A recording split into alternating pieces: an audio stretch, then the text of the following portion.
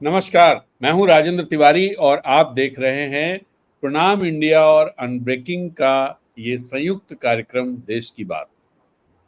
तो देश की बात में आपका स्वागत है। आज विजयदशमी है, दशहरा। तो पहले तो सभी लोगों को दशहरे की बहुत बहुत शुभकामनाएं। और दशहरा जिन चीजों के लिए जाना जाता है, जिस बात का प्रतीक है, बुराई पर अच्छाई की विजय, उम्मीद की जानी चाहिए और हम सबको इसकी कोशिश करनी चाहिए कि अच्छाई ही विजयी हो।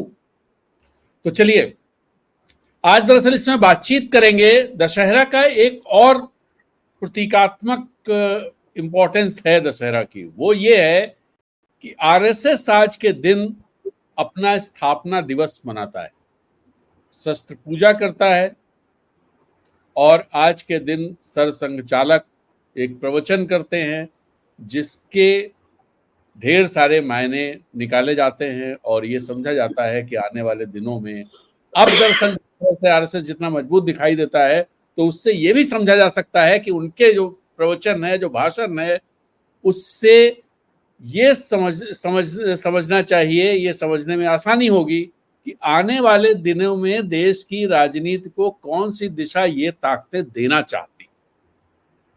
एक बात तो ये। दूसरी बात ये कि जो राजनीति देश में इस समय चल रही है, जो राजनीतिक वातावरण है, जो राजनीतिक बातें चल रही हैं, जो नैरेटिव खड़े हैं और जो बनाने की कोशिशें चल रही हैं, उस सब का क्या किस तरह से वो प्रतिबिंबित हो रहा है सरसंघ चालक के भाषण में, वो भी बहुत महत्वपूर्ण होता है वो समझना भी। इन्हीं सब चीजों को समझने की कोशिश करेंगे कि आज का मोहन बाबू का भाषण क्या कहता है। दरअसल पिछले 1.5 साल से वो जिस तरह हर भाषण में जिस तरह की बातें कर रहे थे, क्या उसी लाइन पर आज का भाषण है? समझते हैं। और समझते हैं, इसे समझने के लिए देश की बात में हमारे साथ हैं प्रणाम इंडिया के संपादक प्रेम कुमार जी, जो हमेशा इस कार्यक्रम में साथ होते हैं, हम लोग आज भी हैं। तो प्रेम जी, आपका स्वागत है जी। सबसे पहले मैं आपसे ये समझना चाहूंगा कि आज का जो भाषण मोहन बाबू का है, नागपुर में जो हुआ, और पिछले 1.5 साल से मैं मोटे तौर पर कहूं, अगर तारीख आइडेंटिफाई करूं तो 23 मई या 20 मई 2023 के बाद से, जब से ऑर्गेनाइजर में एक लेख आया था जिसमें मोदी जी को नसीहतें दी गई थी कि मोदी का जो ब्रांड है वो कमजोर हो गया है, हिंदुत्व से चुनाव नहीं जीते जा सकते, उसके बाद से लगातार मोहन बाबू मोदी जी को लेकर के आक्रामक रहे हैं, उनको नसीहतें देते रहे हैं, उनका मजाक भी बनाया है उन्होंने प्रकारांतर से। क्या आज का भाषण उसी लाइन पर था या उसमें कोई बड़ा बदलाव आपको दिखाई दिया, और उस बदलाव के कारण क्या दिखे? क्या हरियाणा कहीं रिफ्लेक्ट हो रहा है आज के भाषण में? बिल्कुल राजेंद्र तिवारी जी, देखिए आपके प्रश्न में उत्तर भी आ गया। तो बात हम यहाँ से शुरू करें जहां आपने ऑर्गेनाइजर वाली बात कही थी। बात को समझना बहुत जरूरी है। मोहन भागवत तो हर साल दशहरा पे भाषण देते हैं, लेकिन इस बार का भाषण पिछले हर भाषण से कुछ अलग था। अब तक आरएसएस या मोहन भागवत या जो कोई भी स्वयं सेवक के प्रमुख रहे, आरएसएस के प्रमुख रहे, उनके भाषण का अनुसरण करती थी भारतीय जनता पार्टी। ये परंपरा रही है। लेकिन पहली बार ऐसा लगा कि आरएसएस भारतीय जनता पार्टी का अनुसरण कर रही है। ऑर्गेनाइजर में जिस आरएसएस ने मोदी मैजिक को नकार दिया था, उस आरएसएस पर हरियाणा के प्रबंधित चुनाव नतीजे का इतना गहरा असर दिख रहा है कि वो मोदी मैजिक से प्रभावित नजर आ रहे हैं। और आपने बहुत जो टाइटल रखा है कि मोहन भागवत पर मोदी मैजिक, ये मोदी मैजिक डांस करता हुआ दिख रहा है नरेंद्र मोहन भागवत के भाषण पर। ये डांस कैसे करता हुआ दिख रहा है? आप इसको समझिए जी कि माने आप नहीं, हम अपने दर्शकों को जी समझाना कि वो सांस्कृतिक राष्ट्रवाद पर बात कर रहे हैं। सांस्कृतिक राष्ट्रवाद पर पहले भी आरएसएस बात करती थी, आज भी कर रही है। मोहन भागवत कह रहे हैं कि विदेशी शक्तियां हमारी परंपराओं को, संस्कृति को नष्ट करने में लगी हुई है। ये भी कोई नया भाषण नहीं है, लेकिन नया यह है कि उन शक्तियों के साथ हमारे देश के भी बहुत सारे लोग शामिल हो गए हैं।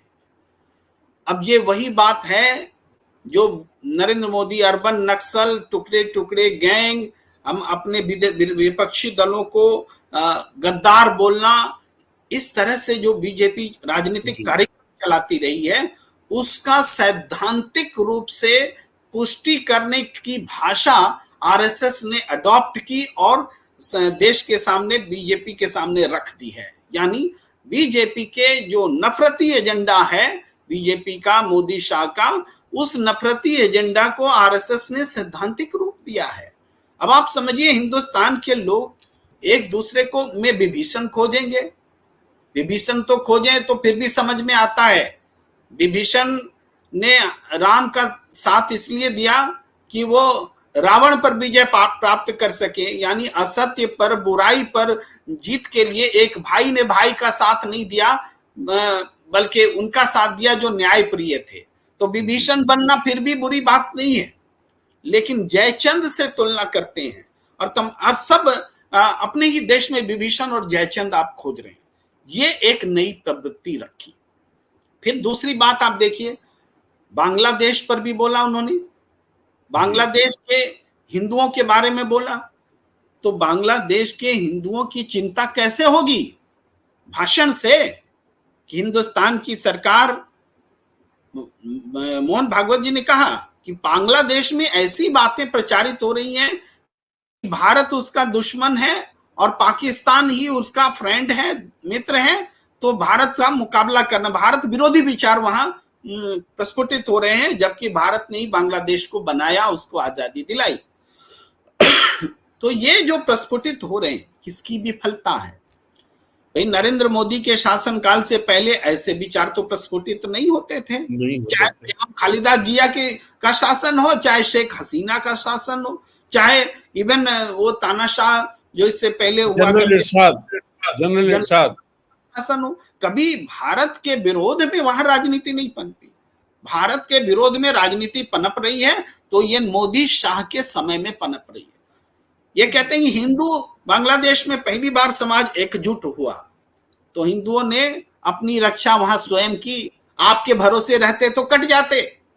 दरअसल ये लोग चाहते ये थे कि वहां से एक्सोडस हो और भारत की सीमा में हिंदू घुसना शुरू करें और इसका ये राजनीतिक फायदा उठाना शुरू करें।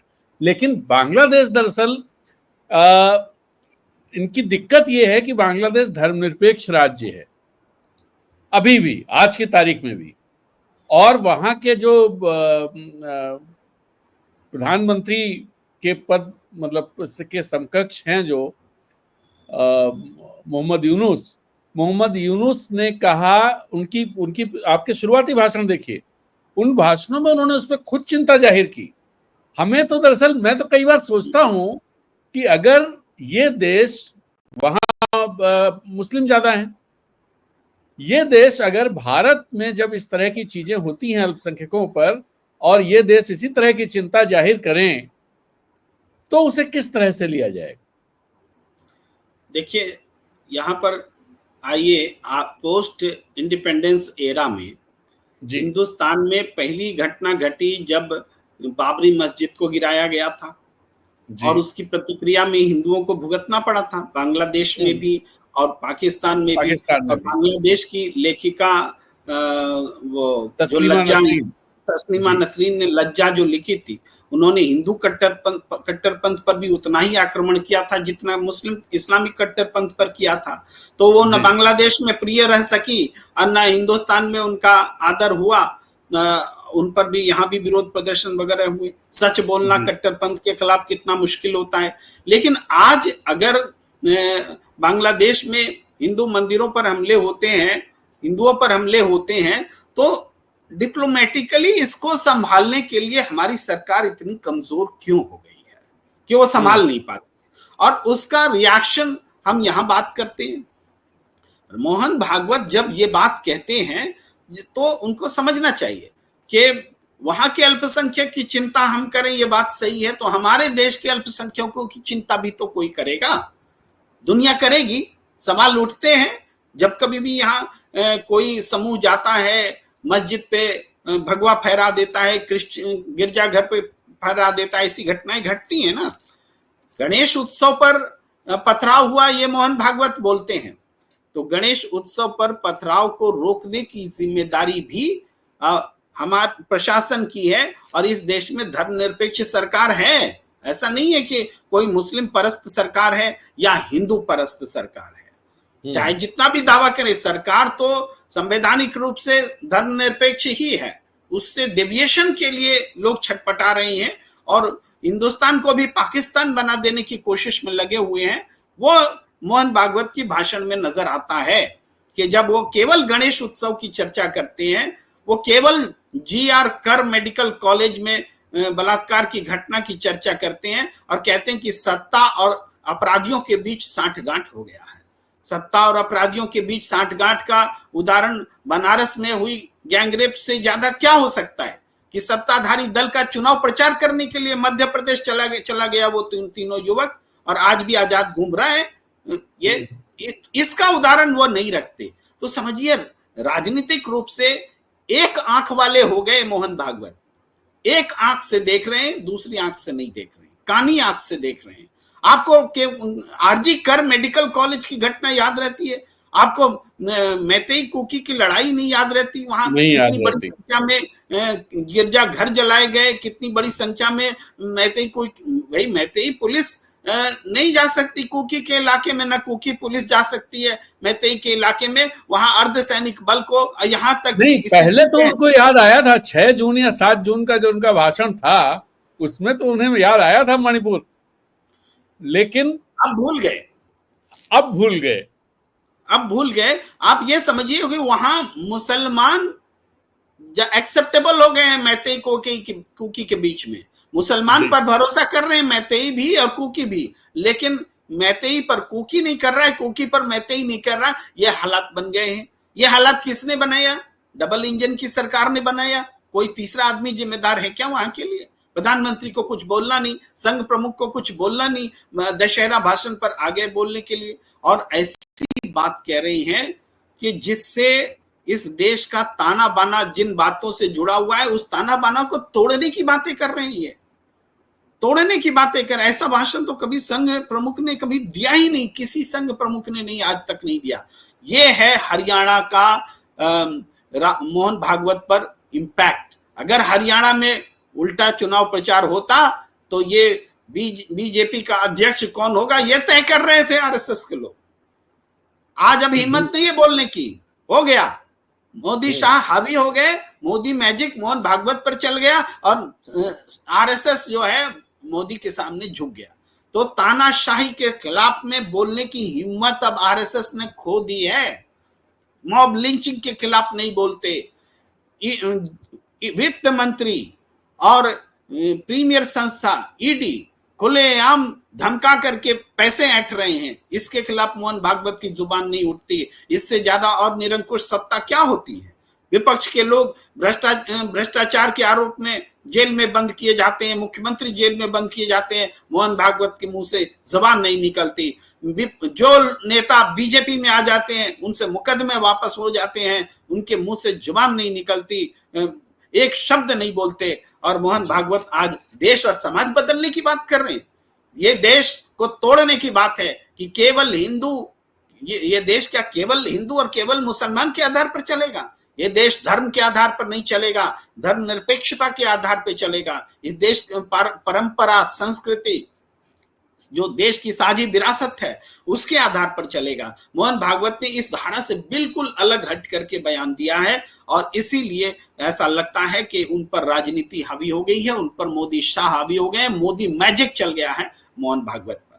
मैं एक चीज और इस भाषण में देखता हूं, जो टोन एंड टेनर है भाषण का। अगर आप बिटवीन द लाइंस रीड करें तो कहीं ना कहीं एक कोशिश, जैसे डॉग व्हिसिल बोलते हैं, जिसे डॉग व्हिसिल मतलब कि जो आपके पालतू कुत्ते हैं उनके लिए सीटी बजा के किसी को दौड़ा देना, इसमें मुझे कहीं ना कहीं इसलिए ज्यादा खतरनाक ये भाषण दिख रहा है कि इसमें डॉग व्हिसिल मुझे सुनाई दे रही है। क्या आप भी इसे सुन पा रहे हैं कि इस तरह की कोई लहजा है उनका जिसमें लोगों को उकसाया जा रहा हो? देखिए, ये लहजा है, उकसाने वाला लहजा है, और इसको पकड़ना पड़ेगा, समझना पड़ेगा। जब वो कहते हैं कि हमारे देश में ही दुश्मन बैठे हैं, ये तो ये खतरनाक बात है। और वो दुश्मन सिंपल दुश्मन नहीं है, ये गद्दार के लेवल पर दुश्मन है, जो देशद्रोही है उसके उस लेवल पर वो बात कर रहे हैं। हमारे देश में कोई क्यों गद्दार बनेगा, क्यों गद्दार पैदा होगा? हमारे देश की राजनीतिक पार्टियां क्यों गद्दार होंगी?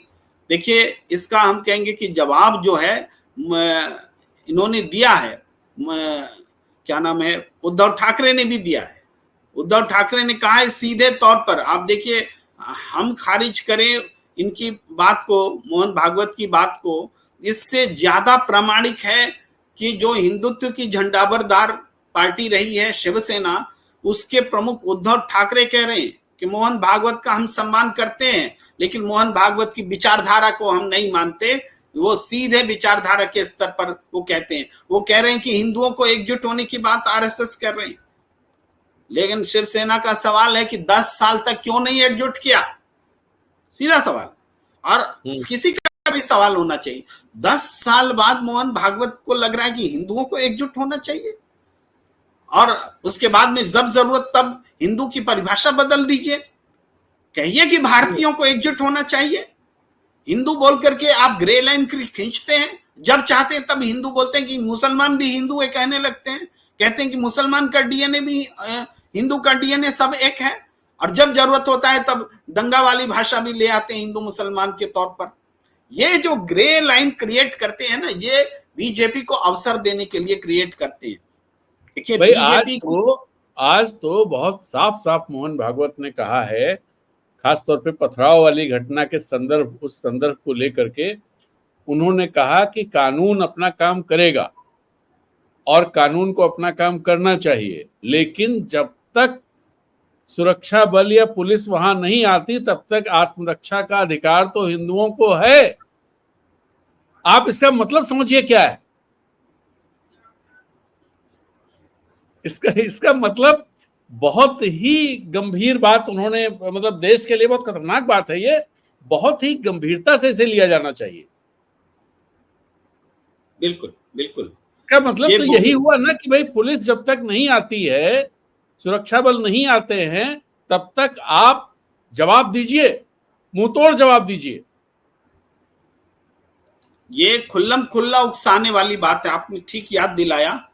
उन्होंने, मोहन भागवत जब ये बोल रहे थे तो उन्होंने कहा कि गणेश उत्सव पर जो पथराव होते हैं, प्रशासन का काम है स्थिति को संभालना, लेकिन जब तक प्रशासन आता है तब तक हिंदू समाज को तैयार रहना चाहिए। हाँ, ये जो बात है, ये तब तक का क्या मतलब है? इसका मतलब ये है कि हिंदू समाज को आप हथियार लेकर के चलने के लिए उकसा रहे हैं।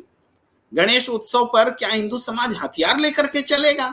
और हथियार लेकर के चलेगा तो हिंसा तो अवश्यम भावी है। ऐसे तो आप सोच भी सकते हैं कि गणेश उत्सव हो तो हम पहले से एहतियातन एडमिनिस्ट्रेशन को लगा के उसको शांतिपूर्ण बना सकते हैं, लेकिन जब पहले से हथियार बंद होकर के हम गणेश उत्सव का जुलूस निकालेंगे तो फिर इस दंगा होने से कौन रोक सकता है? ये जो है, यानी आप हिंदू मुस्लिम सांप्रदायिक सौहार्द के खिलाफ एक स्थायी बंदोबस्त कर रहे हैं कि ये तनाव हो, ये बहुत ही डेंजरस है। और इस लेवल पर बोला गया है, ये कोई छोटी मोटी बात नहीं है, नजरअंदाज करने लायक बात नहीं है, बहुत गंभीर बात है। इस बात पर तो मोहन भागवत की अरेस्टिंग हो जानी चाहिए कि आप सांप्रदायिक सौहार्द बिगाड़ने वाली भाषा का इस्तेमाल कर रहे हैं, ये हम कह रहे हैं। लेकिन अरेस्टिंग क्या होगी?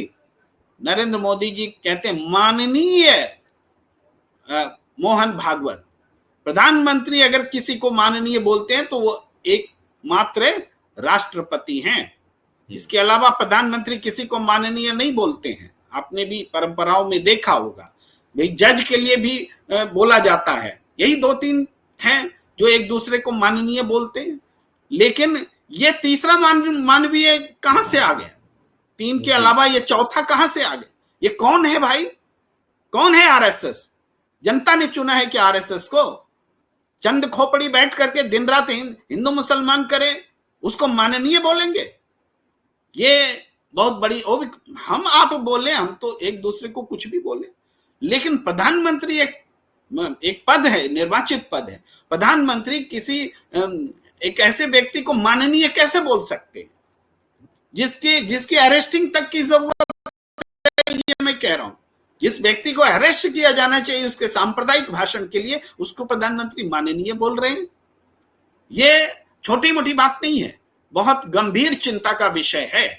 और इन्होंने कांग्रेस के अध्यक्ष मल्लिकार्जुन खड़गे ने जवाब दिया है कि उनकी जो जिस भाषा में जवाब दिया है वो बहुत सही है कि आए दिन प्रधानमंत्री कांग्रेस को बोलते रहते हैं टुकड़े टुकड़े गैंग, अर्बन नक्सल, तो बांट तो ये लोग रहे हैं, और फिर वो जवाब में बीजेपी को ही आतंकी संगठन बताते हैं।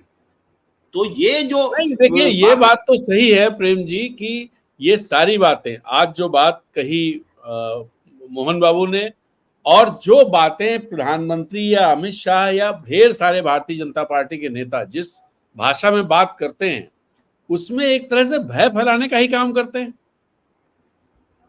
और आज का भी जो ये है, ये भी जो मोहन बाबू का जो भाषण है, मोहन भागवत का, ये भी एक तरह से हिंदू समाज को भयभीत करके कि भाई देखो तुम्हारे खिलाफ बहुत सारी चीजें हो रही हैं और तुमको तैयार होना पड़ेगा लड़ने के लिए। तो ये आतंक और क्या है? भय और आतंक तो पर्यायवाची है ना एक दूसरे के। बिल्कुल। तो ये काम तो करते ही हैं फैलाने के लिए। जी जी बोलिए जी। नहीं, वही बात मैं कह रहा हूं। बिल्कुल, आतंक होता ही है भय फैलाने के लिए। और इस देश में आतंक की भाषा कौन बोल रहा है? बात बात में पाकिस्तान चले जाओ, चुनाव हिंदुस्तान में होता है, बिना पाकिस्तान के नाम के चुनाव होता ही नहीं। हाँ। पाकिस्तान बोलेंगे ही बोलेंगे, और हिंदुस्तान के लोगों को कहेंगे पाकिस्तान चले जाओ। मुस्लिम लीगी बोलेंगे, मुस्लिम परस्त बोलेंगे, कांग्रेस मुसलमानों की पार्टी है बोलेंगे। इसके बोलने के पीछे मकसद क्या है? मकसद भय फैलाना, मकसद भ्रम फैलाना, मकसद ये कि दूसरे लोग उनको हिंदू पार्टी बोलें। बीजेपी आज तक हिंदू पार्टी नहीं बन सकी है। कांग्रेस तो किसी जमाने में थी, कांग्रेस को मुस्लिम लीग ही कहती थी, और उस समय लोग भी कहते थे, बहुत सारे लोग हिंदू पार्टी बोलते थे कांग्रेस को आजादी के आंदोलन के समय। जी। लेकिन आज तक बीजेपी हिंदू पार्टी नहीं बन सकी है, और न बीजेपी को उतना बड़ा बहुमत कभी जनता ने दिया है जितना कांग्रेस को दिया है, और जितनी बार दिया है। बीजेपी की पूर्व पहले वाली संस्था जनसंघ तो मिट गई, अस्तित्व मिट गया, नए नाम से इनको अवतरित होना पड़ा, जनता पार्टी से टूट करके भारतीय जनता पार्टी बनी। जेपी ना होते, मैंने कहा भी ये कही, जेपी ना होते तो बीजेपी ना होती, और जेपी का मतलब जयप्रकाश नारायण भी समझ लीजिए, और जेपी का मतलब जनता पार्टी भी समझ लीजिए। जी। जेपी ना होती तो बीजेपी ना होती, जेपी ना होते तो बीजेपी ना होती, दोनों ही बातें हैं। तो ये जनसंघ से बनी हुई पार्टी बीजेपी लोग मानते हैं, मैं तो जेपी से बनी हुई बीजेपी को मानता हूं, जिसने कि अपने सिद्धांत में समाजवाद, गांधीवाद, धर्मनिरपेक्ष सब जोड़ा। भाई जो 1980 में इनका स्थापना सम्मेलन हुआ था, उसके बैकड्रॉप में गांधी की फोटो थी, उसके बैकड्रॉप में गोलवलकर या इन लोगों की फोटो नहीं थी, सावरकर की, जिनके लिए ये बड़ी बातें करते रहते हैं। फोटो गांधी की थी। बिल्कुल बिल्कुल सही कह रहे हैं। और इसीलिए मैं ये कह रहा हूं कि जो गांधी में, आप कुछ बोल रहे हैं क्या? नहीं, मैं इसलिए मैं कह रहा हूं कि जो बीजेपी अपने आप को हिंदू पार्टी नहीं साबित कर पा रही है, इस्टेब्लिश नहीं हो पा रही है हिंदू संगठन के रूप में, क्योंकि देश का हिंदू कोई मस्जिद का विध्वंसक नहीं है। देश का हिंदू दुखी होता है जब कहीं किसी धार्मिक स्थल पर हमले होते हैं। तो इस बीजेपी ने हिंदुओं को हिंसक बनाना चाहा। सहिष्णुता जो हमारी परंपरा है, सबसे ज्यादा सहिष्णुता की बात बीजेपी कहती कि हिंदू सहिष्णु रहा है, तो रहने दो ना सहिष्णु। असहिष्णु क्यों बना रहे हो? हिंदू सहिष्णु रहा है, ये हमारा स्वभाव है, हिंदुओं का स्वभाव है। लेकिन उस सहिष्णुता को ये कहते हैं कि अब सहिष्णु रहने की जरूरत नहीं है। अरे जब हम आज तक सहिष्णु रहे, हजारों साल से हमारे पूर्वज सहिष्णु रहे, तो उसकी जरूरत सही थी। तो आज ऐसे क्या परिस्थिति हो गई कि अब हिंदुओं को सहिष्णु रहने की जरूरत नहीं है? इसीलिए उनकी एक्सेप्टेबिलिटी अयोध्या तक में नहीं हुई, इसीलिए उनकी एक्सेप्टेबिलिटी उत्तर प्रदेश में भारी हार हुई। श्री राम के नाम पर वोट मांग रहे थे, राम मंदिर बना करके वोट मांग रहे थे, तब इतनी बड़ी हार हुई। समझिए, आपको हिंदू पार्टी कोई मानता ही नहीं है, और हिंदू पार्टी नहीं मानता है तो ये हिंदू पार्टी कैसे कहलवाए? तो दूसरे को मुस्लिम पार्टी बोलो, ताकि वो बोले, पलट करके जवाब दे, तो हिंदू और मुस्लिम पार्टी हो जाए, ताकि 80 और 20 उनको ऐसे ही नजर आए। ये इतना आसान तरीका 80-20 करने का, नारा भी देते हैं 80-20।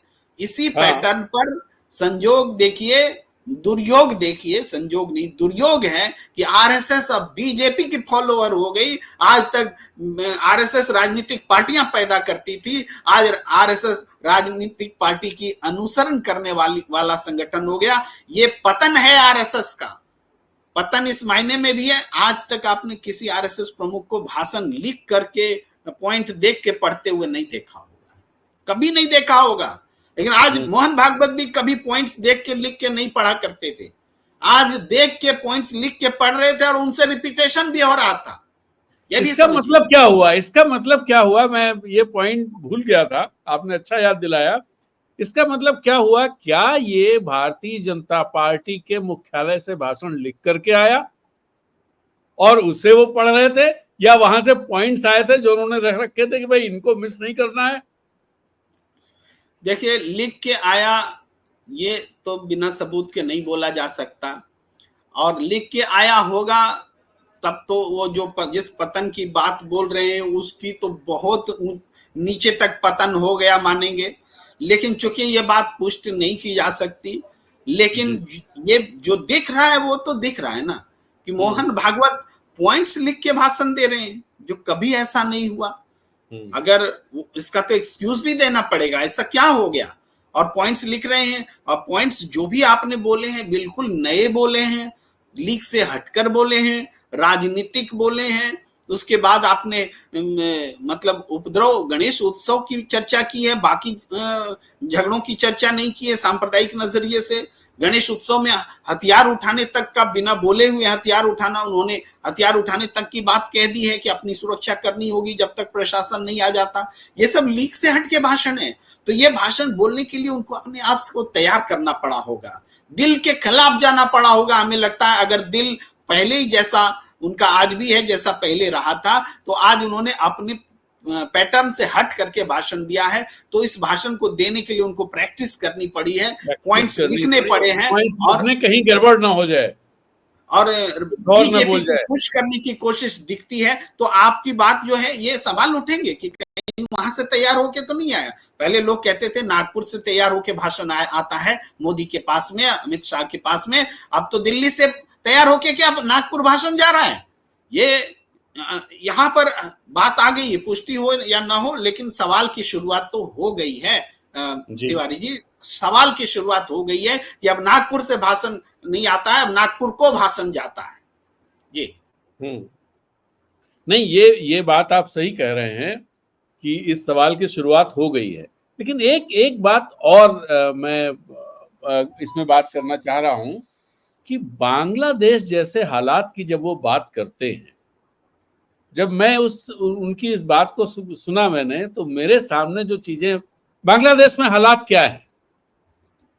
बांग्लादेश में हालात जो चीजें हैं वो ये कि एक ऑटोक्रेटिक सरकार थी जो जनता की नहीं सुनती थी, जिसने पॉलिटिकल पार्टीज पर अंकुश लगा रखा था, उनको जेल में बंद कर रखा था, उन पर भ्रष्टाचार के मामले चला रखे थे। यही था ना, ये माहौल था वहां पर। बिल्कुल बिल्कुल। उसके खिलाफ वहां युवा खड़े हुए।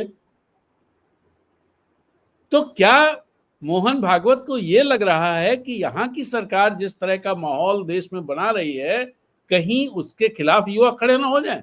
क्या ऐसा लग रहा है क्या? देखिए, मोहन भागवत ने बांग्लादेश जैसे हालात वाली बात तो नहीं कही। मैंने तो पूरा नहीं, उन्होंने कहा नहीं, ये बात जो उन्होंने कही है कि बांग्लादेश जैसे हालात निर्मित करने की कोशिश देश में हो रही है, इस तरह की बात कही है। एग्जैक्टली ये शब्द नहीं है, बट इस तरह की बात कही। बांग्लादेश जैसे हालात, देखिए ये बोलने से क्या ना, बहुत सतर्क रहने की जरूरत है ये बोलने से पहले। जी। बांग्लादेश जैसे हालात के दो मायने। एक तो ये कि यहाँ का अल्पसंख्यक असुरक्षित हो गया है, ये भी बांग्लादेश जैसे हालात हैं, मतलब बोलने वाले बोल सकते हैं। और दूसरा ये कि बांग्लादेश की तरह यहाँ चुनाव जो है फर्जी हो रहे हैं, जबरदस्ती जीते जा रहे हैं, जनता साथ में नहीं है, जनता खिलाफ है, फिर भी चुनाव जो है, चुनाव नतीजे एक तरफा हो रहे हैं। जुडिशियरी में जाने का कोई मतलब नहीं रह गया है जैसे बांग्लादेश में। तो वो भारत में भी दिख रहा है कि अब लोग जुडिशरी से निराश भी हो रहे हैं। जुडिशरी खुलेआम चंडीगढ़ में चुनाव को लुटते देखता है, फैसले पलटता है, नतीजे पलटता है, लेकिन सजा नहीं देता है। जुडिशरी खुलेआम देखता है कि इलेक्टोरल बॉन्ड के जरिए गड़बड़ी हो रही है, लेकिन जांच के आदेश नहीं देता है। उसकी कोई चिंता नहीं लगती कि कोई करप्शन का मामला सामने आना चाहिए। बहुत सारे सवाल जुडिशरी पर भी उठ रहे हैं। गणेश उत्सव मनाते हैं, जुडिशरी गणेश उत्सव मना रहा है एग्जीक्यूटिव के साथ मिलकर। नहीं, महाराष्ट्र में जो कुछ पॉलिटिकली हुआ था उस पर जिस तरह का आपने कमेंट किया, और किया क्या आपने कहा इलीगल गवर्नमेंट है।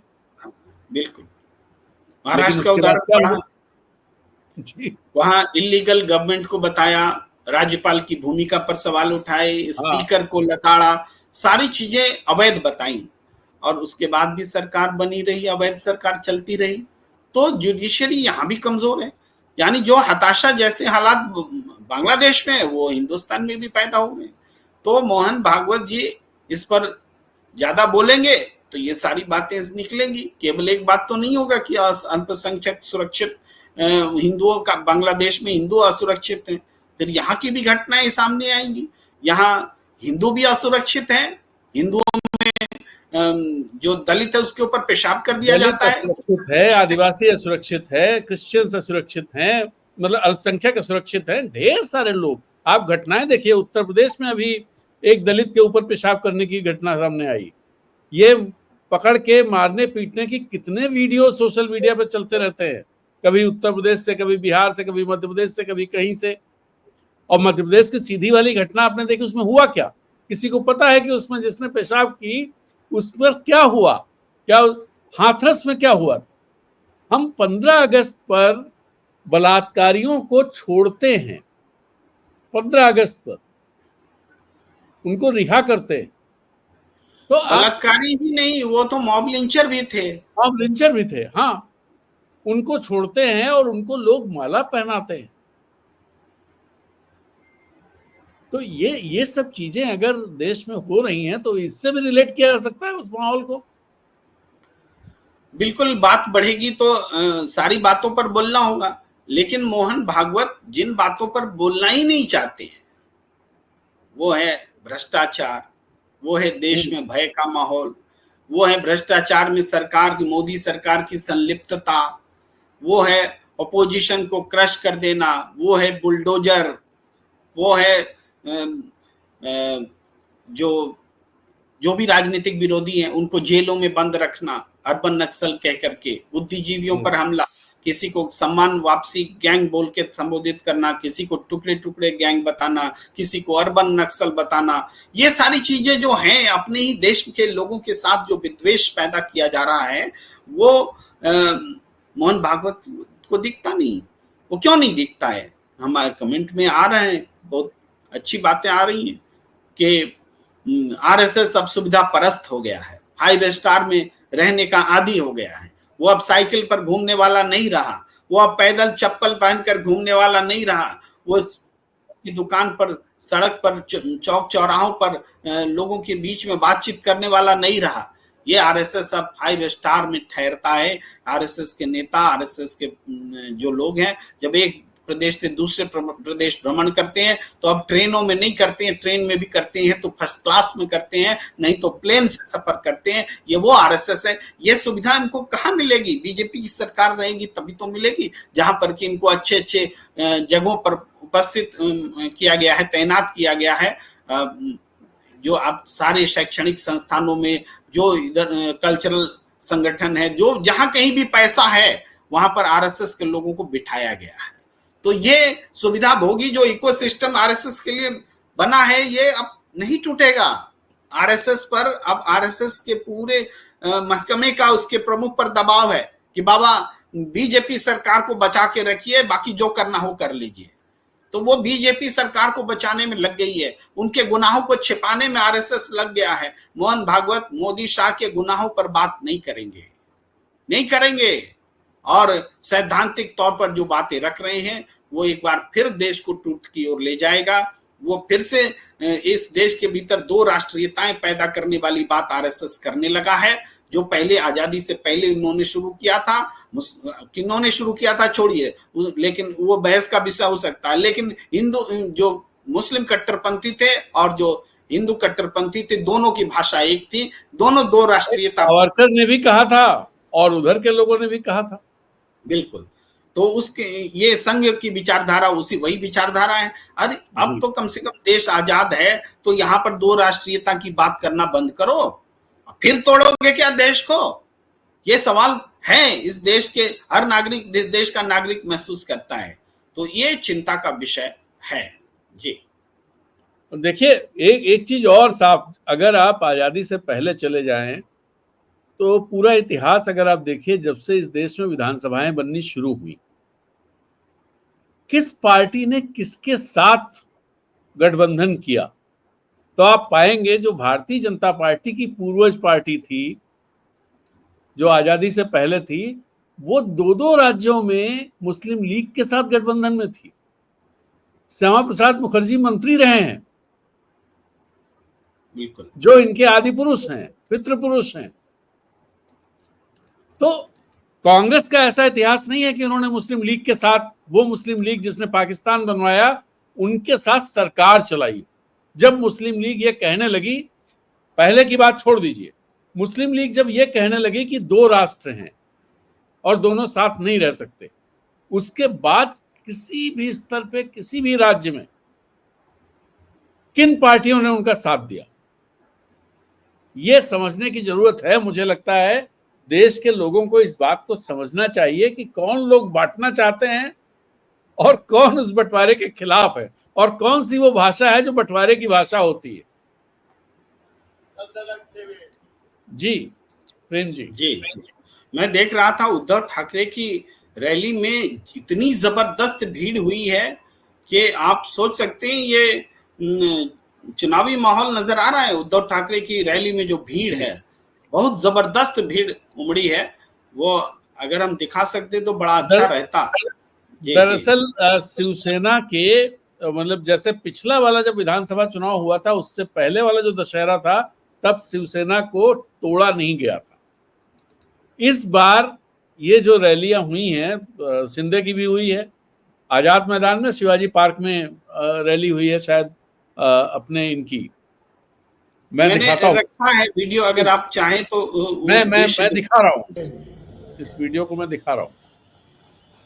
छत्रपती शिवाजी महाराज की न्याय वागणूक देईन। मी उद्धव बाळासाहेब ठाकरे ईश्वर साक्ष शपथ घेतो की महाराष्ट्र राज्याचा मुख्यमंत्री म्हणून माझ्या विचारार्थ आणली जाईल।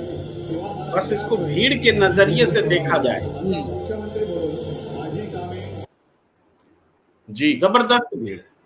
हाँ, ये दरअसल मैंने जो शिंदे वाली रैली देखी थी, जो सभा देखी थी दशहरे वाली, उसके मुकाबले तो बहुत ज्यादा है। उसमें तो कुछ खास नहीं थी, जबकि वो सरकारी आयोजन सरकारी है जी। उसके बाद भी तो ये दिख रहा है। देखिए महाराष्ट्र में जो हरियाणा में कर गए और आरएसएस प्रमुख मोहन भागवत प्रभावित हो गए, महाराष्ट्र के बाद फिर उनका जो है उनको समझ में आएगा कि कितनी बड़ी गलती उन्होंने की है, क्योंकि महाराष्ट्र अब संभलने वाला नहीं है। देखिए जो भी ईवीएम और तमाम चीजें होती हैं कैलकुलेटिव ढंग से होती हैं, हुई हैं, क्योंकि कांग्रेस का वोट तो कोई घटा नहीं सका, 11% वोट तो बढ़े, आंधी तूफान तो उन 11% वोट में देखा जा सकता है, लेकिन जो वोट प्रतिशत में बढ़ोतरी का खेल होता है उसी के बीच और जो बीजेपी के जो बढ़े हुए वोट हैं, जो घटने वाले थे वो और 3% बढ़ गए, तो ये वही 8% वोट है, ये वही 8% वोट है जिससे ये गोलमाल हुआ है। 20 सीटों पर गोलमाल हुआ है, कांग्रेस प्रस्ताव लेकर के आई है बहुत सारे, लेकिन उसके उस पर यह सोचना कि कुछ फैसला आ जाएगा बेमानी होगी।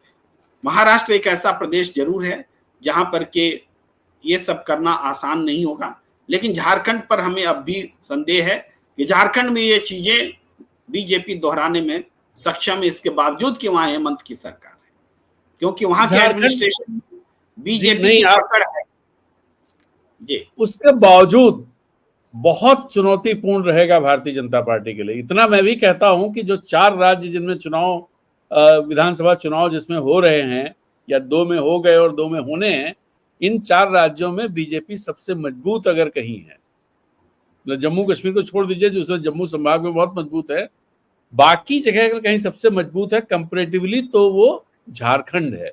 लेकिन जब मैं ये कहता हूं तो इसका मतलब ये कतई नहीं है कि वो झारखंड आज की तारीख में क्लियर कट जीतने जा रही है। चुनौती यहां भी जबरदस्त है, चुनौती यहां भी जबरदस्त है, और ये बहुत कुछ निर्भर करता है। झारखंड मुक्ति मोर्चा तो है ही, कांग्रेस और झारखंड मुक्ति मोर्चा दोनों मिलकर के कितने आप ये कहें कि धारदार तरीके से इनके झूठ को उजागर कर पाते हैं, उसका सामना कर लेते हैं, क्योंकि सारी चीजें झूठ आधारित है। ये देखना है कि कैसे चीजें आगे बढ़ती हैं। आज की तारीख में झारखंड मुक्ति मोर्चा बढ़त लिए हुए दिखाई देता है। झारखंड ऐसा नहीं है कि भारतीय जनता पार्टी को बढ़त दिखाई देती है। आप सोचिए इस बात को कि हेमंत सोरेन और कल्पना सोरेन 2 लोग राज्य में घूम रहे हैं, मुख्यमंत्री और उनकी पत्नी। भारतीय जनता पार्टी के कम से कम 2 दर्जन बड़े नेता, जिसमें 8 सीएम डिप्टी सीएम शामिल हैं, 6-7 केंद्रीय मंत्री, सांसद, विधायक दल के नेता, कहां के, वो सब पिछले करीब 20-25 दिनों में झारखंड में घूम चुके हैं और लगातार आ रहे हैं। उसके बावजूद आज की तारीख में झारखंड मुक्ति मोर्चा पीछे नहीं दिखाई दे रहा, भारतीय जनता पार्टी से आगे दिख रहा। तो खैर अगले हफ्ते चुनाव की घोषणा होने की संभावना है, ऐसा जानकार लोगों का कहना है, ऐसे संकेत भी हैं, क्योंकि 25 नवंबर को महाराष्ट्र विधानसभा का कार्यकाल खत्म हो रहा है, तो उससे पहले विधानसभा का गठन होना है। तो उसके लिए जरूरी है कि अगले 1 हफ्ते 10 दिन के अंदर चुनाव की घोषणा हो जाए। तो ये संभावना है कि अगले हफ्ते चुनाव की घोषणा होगी, और तब देखना होगा कि इन दोनों राज्यों में राजनीति किस दिशा में आगे बढ़ती है। महाराष्ट्र में आज की तारीख में महाविकास आघाड़ी बढ़त लिए हुए दिखाई देती है। हरियाणा और महाराष्ट्र अलग हैं, बहुत अलग है, और दोनों जगह के इश्यूज भी अलग है। महाराष्ट्र में महाराष्ट्रीय अस्मिता का सवाल भी है, महाराष्ट्र गुजरात का सवाल भी है, महाराष्ट्र की लूट का सवाल भी है, जो हरियाणा में उस तरह से सवाल नहीं थे अगर हम सीधे पॉलिटिक्स देखें तो। और महाराष्ट्र में गठबंधन है, वहां की क्षेत्रीय पार्टियां हैं जो मजबूत पार्टियां हैं।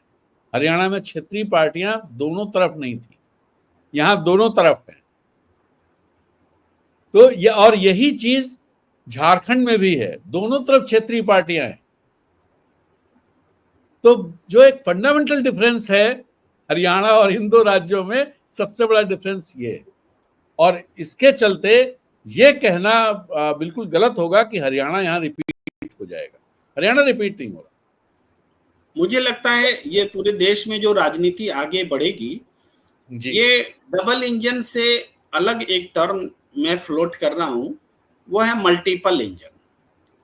रीजनल पार्टीज की रीजनल क्षेत्रों में प्रभुता और उनकी सरकार, और सेंटर में कांग्रेस की सरकार।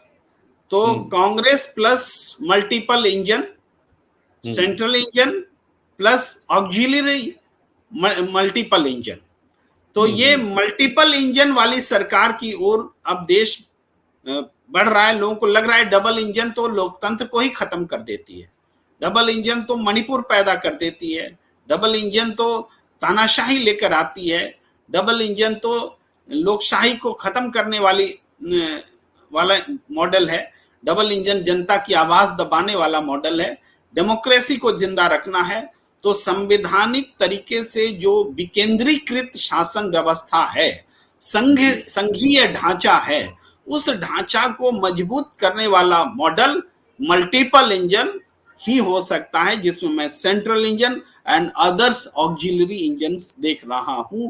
तो ये पॉलिटिक्स ही जनता समझेगी और समझना शुरू हो रहा है, हमें लगता है। जी नहीं, बिल्कुल सही बात आप कह रहे हैं, और इसी बात पर अपनी बात भी हम समाप्त करते हैं। और दरअसल पूरा मामला ये है कि मल्टीपल इंजन वाले मॉडल की तरफ देश ना जा पाए, इसकी कोशिशें ये ताकतें कर रही हैं, जो नागपुर से संचालित होती हैं। अब तो खैर आपने, प्रेम जी ने आपने कहा कि दिल्ली से संचालित हो रहा है सब कुछ, तो जो भी है, लेकिन वो ताकतें इसी चीज को रोकने की कोशिश कर रही हैं। देखना है कि आने वाले दिनों में क्या होता है। हम लोग बात करते रहेंगे जो चीजें आएंगी। आज इतनी ही बात। और कोई ऐसे कमेंट्स मुझे नहीं दिख रहे हैं जिन पर अपन, मतलब कुछ ऐसा दिख रहा हो जिन पर कोई खास चर्चा की जरूरत हो, क्योंकि लोग आपस में बात कर रहे हैं। तो इजाजत दीजिए। अगर आपको हमारी बातचीत अच्छी लगी हो तो कृपया इसे अपने सोशल मीडिया प्लेटफॉर्म पर शेयर भी करें, जिससे ये बातचीत ज्यादा लोगों तक पहुंच सके। और आप हमारे चैनल चाहे अनब्रेकिंग पे देख रहे हो या प्रणाम इंडिया पर, जहां भी देख रहे हैं, उसे सब्सक्राइब नहीं किया है तो कर लीजिए और उसकी मेंबरशिप ले लेंगे तो हम दोनों लोगों को बहुत अच्छा लगेगा। इसी के साथ इजाजत दीजिए। गुड नाइट, शुभ रात्रि, शब्बा खैर, जय हिंद।